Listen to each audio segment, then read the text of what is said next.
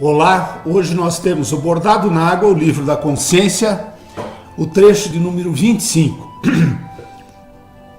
13 bilhões 790 milhões e 800 mil anos, histórias para contar.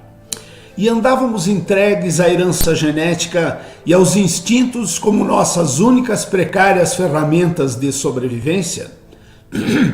E eis que um dia tais grilhões teriam sido rompidos por nossa primeira escolha consciente.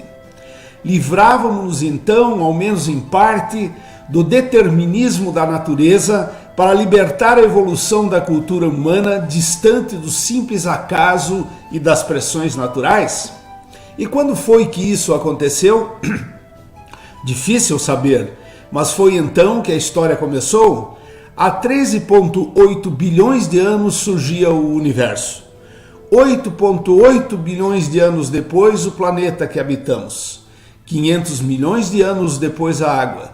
500 milhões de anos depois, os procariontes. 1 bilhão de anos depois, a fotossíntese. 1 bilhão de anos depois, a vida multicelular. 500 milhões de anos depois, os peixes. 25 milhões de anos depois, as plantas. 75 milhões de anos depois, os insetos. 100 milhões de anos depois, os répteis. 70 milhões de anos depois, os dinossauros. 30 milhões de anos depois, os mamíferos, que há 145 milhões de anos haviam se dividido em dois ramos principais: os que ficaram no chão e os que subiram nas árvores, os prosímios. 50 milhões de anos depois surgiram as aves. 20 milhões de anos depois, as flores. 125 milhões de anos depois, os símios e macacos, que há 105 milhões de anos se tornariam bípedes.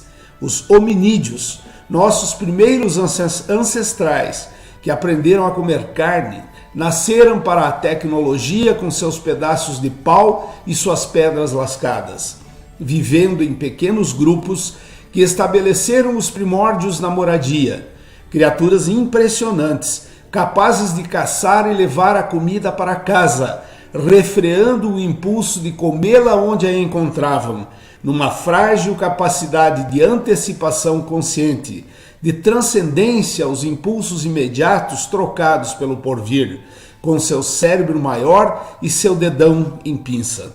2 milhões e 800 mil anos depois, surgiam os humanos parecidos com o que somos, habilidosos caçadores instados a comunicarem-se no exercício de seu ofício, e a partir daí a desenvolver o pensamento abstrato, fazer registros e desenvolver a memória.